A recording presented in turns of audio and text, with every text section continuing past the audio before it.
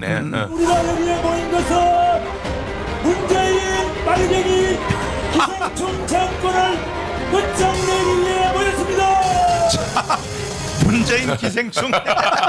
근데 국회에서 답변하면서 김문수가 그러더라고요. 아직도 문재인을 총살시켜야 된다. 그러니까 박근혜가 그 정도 받았으면 총살 아니냐 이렇게 얘기하잖아요. 맞아요. 김일성 주의자라면 당연히 총살해야 된다. 자, 그다음에 이제 이거 김문수가 돈 5천만 원 주고 세상에. 조중동에다 광고를 3번 낸 이게 바로 그 김철웅 교수가 맞았어. 그 고백하고 똑같은 이 김문수의 고백. 이영훈 목사님이 이것 보고 확 감동받았댔잖아요. 이걸 보고 나한테 돈을 5천만 원을 가져왔어.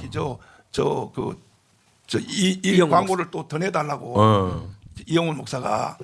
그러면 이것도 확대 한번 해주세요. 확대해 주시면 또 전준환 목사님이 잘 읽어주시면 이게 김문수의 정말 이거는 깜빵살이도 해보고 빨갱이도 해보고 주사파도 해보고 다 해보고 난 뒤에 전향한 후에 고백이에요. 고백. 이 김문수의 고백을 전 국민들이 다 알아야 됩니다. 맞았어. 네. 자, 이거 더 키워야 되나? 글씨를? 김문수의 대한민국 죽느냐 사느냐. 저는 학생운동, 노동운동을 하면서 대학교에서 2번 제적되고 25년 만에 졸업장을 받았습니다. 7년 동안 공장 생활하면서 노동조합 위원장을 2년 동안 했습니다. 감옥에 2번 가서 2년 5개월 동안 살았습니다. 감옥에서 김일성 주의자 주사파 학생들 수백 명과 만나서 토론도 많이 하고 함께 생활도 했습니다. 광주 교도소에서 난파갑청 공작원 국내 간첩 제일교포 간첩 100여 명과 함께 1년 동안 살았습니다. 저는 마르크스 레닌주의와 모택동주의에 심취하여 공부하고 공산혁명을 꿈꾸기도 했습니다. 저는 공산혁명을 꿈꾸는 선배들의 지도를 받으면서 비밀지하 혁명 조직 생활도 10여 년을 했습니다. 저는 지금 집권하고 있는 문재인 대통령과 민주당 이해찬 대표, 이인영 원내대표, 심상정 정의당 대표 등 운동권 출신 대부분과 함께 활동하고 같은 시대를 꿈꾸고 투쟁해 왔습니다. 제가 50년간 겪었던 경험에 비추어 볼 때 대한민국은 이미 종북주사파 좌파 연합에 넘어갔다고 판단이 됩니다. 자, 보세요. 이미 대한민국은 벌써 넘어갔다. 맞았어. 그다음 1번. 지금은 주사파가 대한민국의 권력을 잡았습니다. 6.25 전쟁 휴전 이후 우리 국민 대부분은 반공 민주주의를 신봉해 왔습니다. 해방 직후부터 공산치하에서 살아봤고 이북 피난민의 채용과 해방 이후 빨갱이들의 폭동과 6.25 전쟁기에 만행이 너무 끔찍했기 때문입니다. 그러나 가족이나 친지 가운데 좌익 경험이 있었던 경우도 많습니다. 또한 통역당, 인혁당, 난민전 등 김일성 남조선 노선을 따르는 지하혁명 활동이 끊임없이 계속 시도했습니다. 실패를 반복하던 지 1980년 광주 사태를 겪으면서 학생운동과 민주화운동을 열망하던 시민들은 피해 학살과 전두환의 집권이 미국의 무기인 아래 자행됐다며 미국 문화원에 방어하는 사건이 터지기도 하며 급속히 반미 친북 운동이 확산되기 시작했습니다. 북한의 대남방송을 들으며 정리한 김영환의 강철 서신이 대표적인 주사파 운동권 문건입니다. 신군부의 12.12 쿠데타와 광주 사태 그리고 민주화의 좌절을 겪으며 종북 주사파는 대학가로 급속하게 확산됐습니다. 두 번째, 종북 주사파가 학생운동을 급속하게 장악하게 된 원인이 뭔가? 첫째, 전두환의 12.12 쿠데타의 광주 학살로 민주화의 꿈이 갑자기 사라지게 되었기 때문입니다. 둘째, 김일성의 주체 사상 혁명론은 체계적이고 쉽고 대한민국 현실에 잘 맞기 때문입니다. 마르크스 레닌주의 혁명 이론보다 한국적이며 쉽습니다. 북한이라는 조산 공산 혁명 기지에서 권력을 가진 김일성 집단에 의해서 체계적으로 정리되고 매일매일 대남 방송으로 전파되기 때문입니다. 대중성, 민족성, 적합성, 속성은 기존 마르크스 레닌 공산혁명 이론보다 우리나라 현실에 맞아서 급속히 확산되었습니다. 전대협 한총련이 전국 대학 학생의 조직과 학생운동을 신속히 하고 완벽하게 장악을 했습니다. 이들은 표면 대중 조직인 전대협 한총련과 비밀지하 지도 조직의 혁명 정당을 나누어 조직 운용합니다. 학생운동을 마치 운동권은 사회로 나와서 사회 대중운동으로 투신하지는 않을 수 없습니다. 해마다 수십만 명의 학생운동권 출신들이 자연스럽게 필연적으로 사회 각계각층으로 투신합니다. 공장으로 직장으로 들어갑니다. 이들이 민주노총입니다. 정계로 지출합니다. 민주당, 정의당, 민중당은 물론이고 바른미래당, 자유한국당에까지 미치지 않는 것이 없습니다. 언론계로 들어간 기자들도 학생운동의 경험으로 민주화를 계속한다며 언론노조를 결성하여 지금 KBS, MBC, SBS, 한겨레 신문, 경향신문을 붉게 문들었습니다. 고시에 합격하여 민변 우리 법연구회, 국제인권법 연구회를 결성하여 대법원장과 헌법재판소와 법원, 검찰, 청와대, 서울시와 각급 지방자치단체까지 모두 장악했습니다. 운동권 학생들이 교사가 되어 전교조를 결성하여 어린 학생들을 붓게 물들이고 있습니다. 영화계로 진출하여 운동권 영화를 만들어 1000만 관객을 울립니다. 문화예술계를 석권하였습니다. 사업에도 투신하여 사업가로 성공하여 부르주아가 되었지만 그의 사상은 여전히 종북주사파로 남아있습니다. 입법, 사법, 행정, 교육, 문화, 방송, 예술, 경제계, 기업, 동네 구멍가게까지 완벽하게 붉은 혁명사상으로 물들었습니다. 그러니까 이 내용에 보니까 이걸 읽어보니까 요즘에 그 문화 빵이네. 영화 서울의 네? 봄. 서울의 봄. 그 전두환에 대해서 아주 나오는 거잖아요. 똑같아. 굉장히 이걸 보고 온 애들이 사상이 물들어 버리는 거예요. 지금 여기 보면요 성경보다 더 쉽대요. 주사파가 주체사상 한번 읽어봐요. 또 그다음에 네 번째인가요? 주체사상. 주체사상은 주체사상은 강력한 힘이 있습니다. 첫째, 체계적이고 둘째는 성경보다 쉽습니다. 셋째, 살아있는 권력 김정은을 움직이는 사상이요. 이론일 뿐만 아니라 조선민주주의 인민공화국이라는 국가 권력입니다. 넷째, 젊은 대학생 시절 조국을 위해 민주화를 위해 자유통일을 위해 체류탄을 마시며 싸우다가 도망다니고 잡혀서 고문당하고 감옥을 들락거리며 청춘을 바치며 헌신했던 자부심을 가지고 있습니다. 다섯째, 사인이 되어서 운동권의 동지인 인간관계는 끊을 수가 없습니다.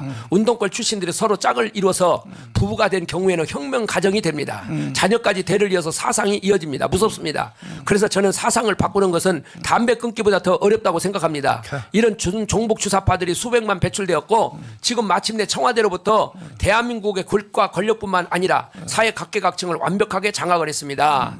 제가 아는 한 세계가 어떤 공산혁명 때보다 더 완벽한 국가 권력을 장악했습니다. 공산주의자들의 신조는 자유주의의 배격입니다. 공산주의자들은 철저하게 자유주의를 부르주아 사상이라고 배격하고 있습니다. 공산주의의 적은 자유주의의 민주주의, 자유민주주의입니다. 모든 공산주의자들은 언제나 민주주의를 내세웁니다. 인민민주주의, 민중민주주의, 진보적 민주주의, 그냥 민주주의입니다. 좌익들은 자기들만이 진정한 민주주의고 자유민주주의는 부르주아 독재를 예쁘게 포장한 가짜 민주주의라고 비난합니다. 좌익들은 어떤 경우에도 스스로를 자유민주주의라고 하지 않습니다. 자유민주주의는 공산주의 배격 대상일 뿐입니다. 대한민국의 자유민주주의 헌법을 지키는 것이 지금 우리 국민의 첫 번째 임무입니다. 제가 운동권에서 혁명을 꿈꿀 때 화합전에 암송하던 자유주의 배격 11운을 소개하겠습니다. 야, 이거 그 모든 학생 운동권이 다 아는 것이 아니라 엄선된 소수 혁명가들이 하던 것입니다. 남로당과 빨치산 대원 남한 혁명 조직원들이 사상 강화의 한 방법으로 모택동의 자유주의 배격 11훈을 당 생활의 기준과 지침으로 삼았습니다. 야, 11개명이 있네. 네, 11 저거 완전 10개명 자, 같네. 자유주의 배격 11호는 다음과 같습니다. 우리는 사상투쟁을 적극적으로 주장한다. 그것은 당과 혁명단체 단계를 가져오게 하며 싸움의 무기를 더욱 날카롭게 하기 때문이다. 자유주의와 사상투쟁을 거부하게 되면 무원칙한 화평을 가져오게 되고 그 결과 썩어빠진 작품이 생겨서 혁명단체 어떤 개인은 정치적으로 부패하기 시작한다. 첫째, 극히 단정하고 친밀한 동창 다정하고 친밀한 동창 혹은 고향의 친지 친구 또한 오랫동안 같은 회사에서 일했다고 하여 원칙상의 논쟁을 피하며 화평의 수단으로 가벼이 되는 대로 방임하면 곧 자유주의의 표현의 첫 번째 유형이다.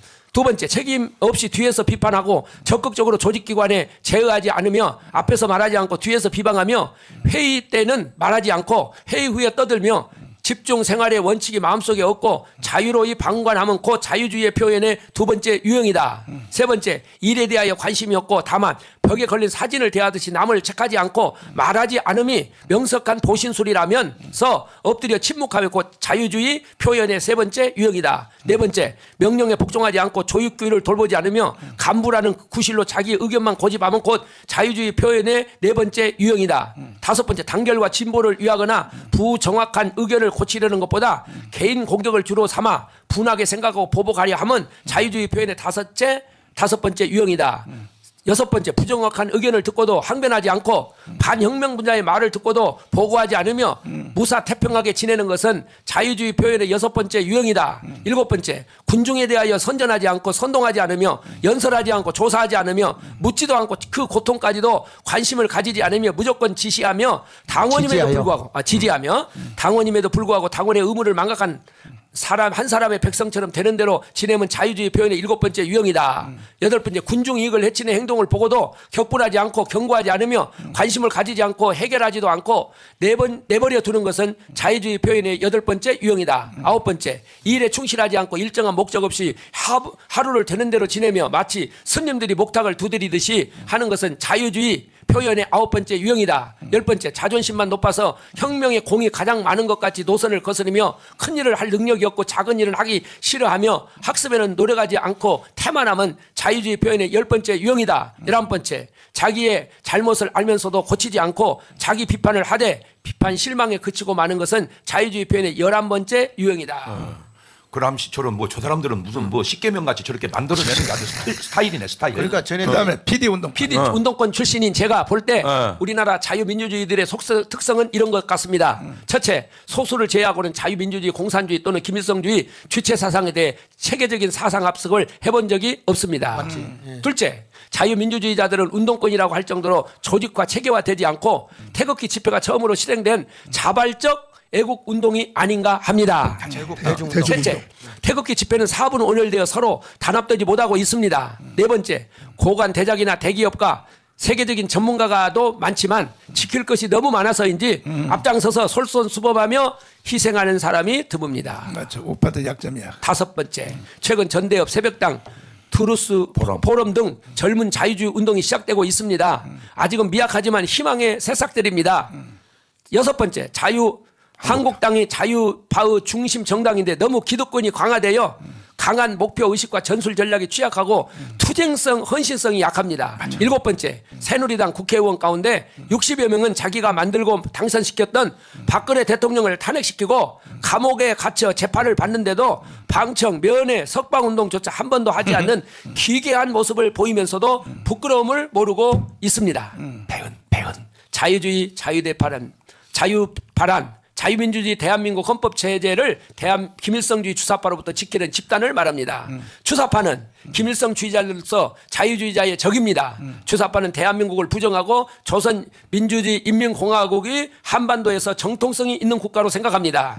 주사파가 대한민국의 정통성을 부정하는 까닭은 이승만과 박정희의 정통성을 인정하지 않기 때문입니다. 자, 그다음 또.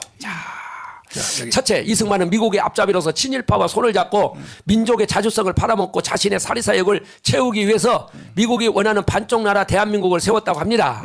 두 번째, 박정희는 만주 군관학교와 일본 육사를 졸업하고 천황의 장교가 되어 만주에서 독립군을 토벌하다가 해방 후에 반민족, 반민주, 친일, 친미, 사대주의 정권을 운영했다는 것입니다. 반면 자유파는 이승만 대통령 대한민국 건국의 아버지이고 박정희 대통령은 한강의 기적을 만든 영웅이라고 생각합니다. 자유파는 이승만이 없었다면 대한민국 건국 자체가 어려웠다고 생각합니다. 자유파는 박정희가 이끈 한강의 기적이 우리나라의 오늘을 만들었고 중국, 베트남 등 세계 여러 나라에서 하면 된다는 희망과 방법을 알려주었다고 생각합니다. 좌우 대립의 역사는 바로 주사파, 자유파 사이의 체제 전쟁을 말합니다.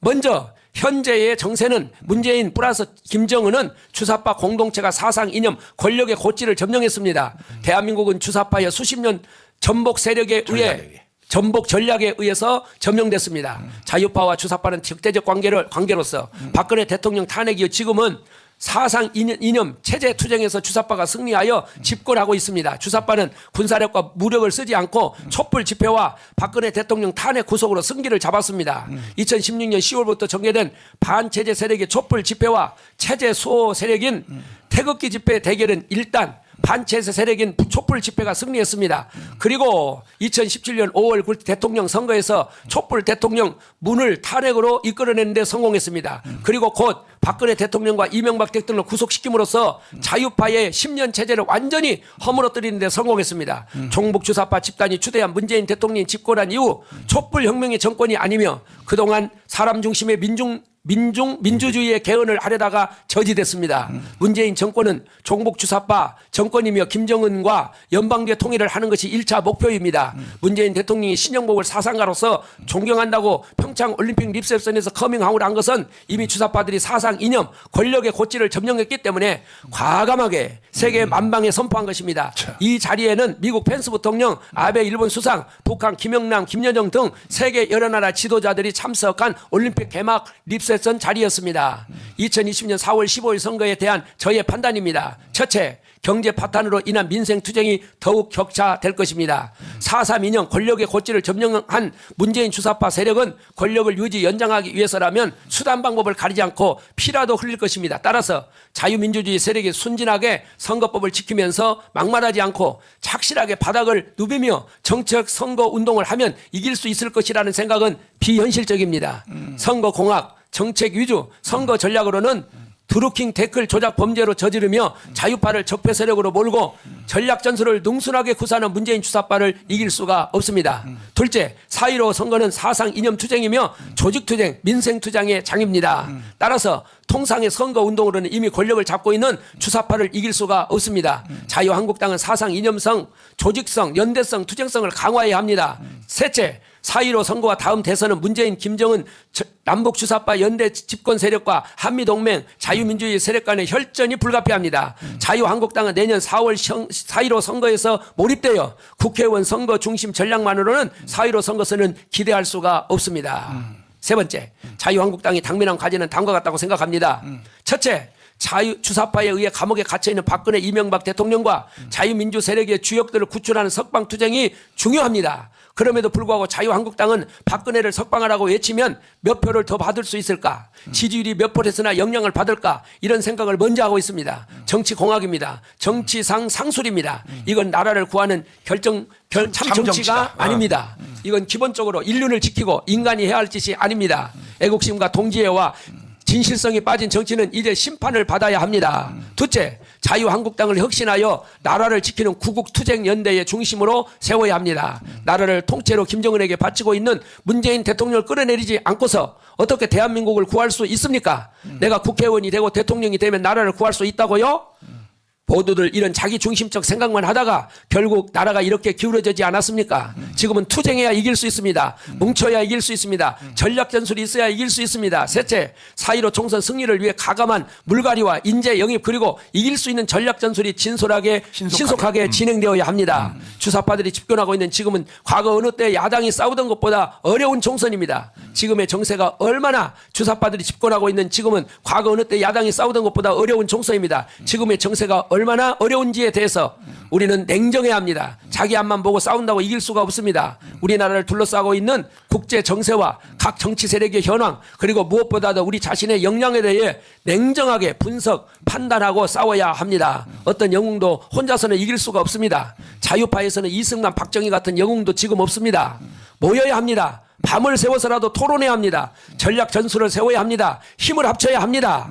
넷째, 자유한국당은 대표 직속으로 사상 이념 전쟁, 주사파 적결투쟁, 자유민주주의 세력, 대동단결투쟁, 민생투쟁, 한미동맹 강화를 이끌 자유대한민국 수호 비상국민회의를 구성하여 앞장서서 싸워야 합니다. 자유대한민국 수호 비상국민회의는 국회를 기반으로 자유한국당, 우리공화당 국회의원 모임을 구성하고 비상국민회의 대수장, 대한민국 수호 장성단, 태극기 세력, 자유한국당, 우리공화당, 기독교 자유당, 새벽당, 전대협, 새마을운동, 동창회, 향후회, 군인조직, 행정동호회, 애교관 조직 등 모든 애국 세력과 빅텐트를 치고 주사파 집권 세력에 맞서 싸워 이겨서 자유민주주의 대한민국을 지켜야 합니다. 네 번째, 문재인 주사파 정권의 4.15 총선 4대 카드.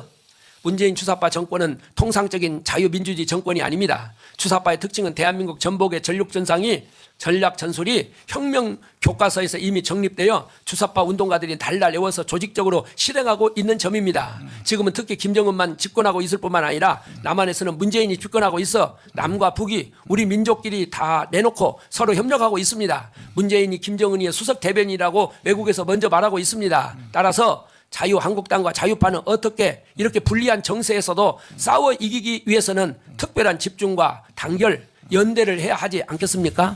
문재인 주사파는 첫째, 핵 미사일 폐기와 남북 평화통일 카드를 쓸 것입니다. 작년 6.13 지방선거에서 하루 전인 6.15 트럼프 김정은 싱가포르 회담으로 자유한국당 완전히 망했습니다. 맞죠. 트럼프 김정은 회담은 결과적으로 내용이 아무것도 없었지만 자유한국당이 입은 피해는 거의 쓰나미 수준이었습니다. 맞죠. 내년 4.15 총선 전에는 또 김정은은 트럼프를 만나서 핵미사일 폐기나 종전선언 평화선언을 하거나 평양에서 미국 대표부를 건설하고 트럼프가 평양을 방문하거나 김정은은 이 백악관 유엔을 방문한다면 싱가포르 회담 이상으로 엄청난 태풍으로 자유한국당이 피해를 입게 될 것입니다. 자유한국당은 대비를 해야 합니다. 자유한국당 혼자서는 어렵습니다. 자유파 애국단체와 손을 잡고 미국과도 다양한 협력을 해야 합니다. 둘째, 반일 카드를 내년 4.15까지 써먹을 것입니다. 일본 제품 불매운동에 참여하겠다는 국민이 67%나 된다고 합니다. 반일 카드는 반민족주의에 익숙한 우리 국민의 투표에서 언제나 과반수를 차지하였습니다. 우리 경제가 어려운 까닭이 문재인의 반기업 친민 노동 정책 때문이며 친민노총 정책 때문뿐만 아니라 나쁜 아베의 심술과 친일파 때문이라고 대통령, 민주당, 언론, 민노총, 시민단체 모두 나서서 총력을 홍보한다면 만만치 않은 광풍이 일어날 것입니다. 우리는 반일 카드에 대해서 집중적으로 대비하지 않으면 안 됩니다. 세 번째, 박근혜 대통령을 적절한 시점에 석방하여 자유한국당을 완전히 두 조각으로 나누려고 할 것입니다. 박근혜 대통령은 벌써 석방됐어야 하지만 내년 4.15 총선 직전에 석방함으로써 자유한국당과 특히 대구 경북 지역을 중심으로 자유파 내부에 엄청난 혼란과 분열을 가져올 것입니다. 우리는 주사파들의 분열 공작에 대비해야 합니다. 서로 만나지 않으면서 오해하고 비난하지 말아야 합니다. 서로 만나고 토론하여 함께 뭉쳐서 문재인 김정은 정권과 싸워야 합니다. 네 번째, 연동형 비례대표제 선거법이 통과돼 지금까지요 양당제가 다당제로 바뀔 경우에 대비해야 합니다. 연동형 비례대표제 선거법은 국회에서 민주당과 정의당, 민주평화당, 바른미래당 4당이 단합하여 자유한국당만 빼고 이제 빼놓고 60%의 득표로 이미 패스트 트랙을 태워서 카운트다운 중입니다. 이제 법안 최종 통과에는 50% 찬성만 받으면 됩니다. 빠루까지 동원되고 자유한국당 국회의원 59명이나 고발되어서 6탄으로 막았는데도 60% 찬성을 독과시켰기 때문에 이제 본회의 통과에 필요한 50%만 받는 건 그렇게 어렵지 않을 겁니다. 연동형 연동형 비례대표제는 절대적으로 정의당, 우리 공화당 같은 소수당이 유리합니다. 이번 연동형 비례대표제 선거법 개정안에 권력별 석패율제까지 포함되어 있어서 작은 동량이 여러 개로 난립될 수밖에 없습니다. 주사파들은 촛불혁명으로 자유 대한민국을 거의 무너뜨렸습니다. 마지막으로 내년 4.15 총선에서 3분의 2 의석을 확보하여 남은 민주주의 헌법 개정을 통해 1948년 7월 17일 제정된 자유민주주의 대한민국 헌법을 확 뜯어 고치려고 합니다. 개헌에는 국회의원 3분의 1 찬성과 국민 2분의 1 찬성이 필요합니다. 100년 집권하겠다는 말이 공언한 헛소리가 아닙니다. 자유민주주의 대한민국은 죽느냐 사느냐 이것이 문제입니다. 수고하셨어요. 박수. 대단하시네. 이거 지금 공부 잘했겠어. 시청자들이 이거 듣느라고 고통의 멍에를 맨날. 그러니까 이게 지금 현재 대한민국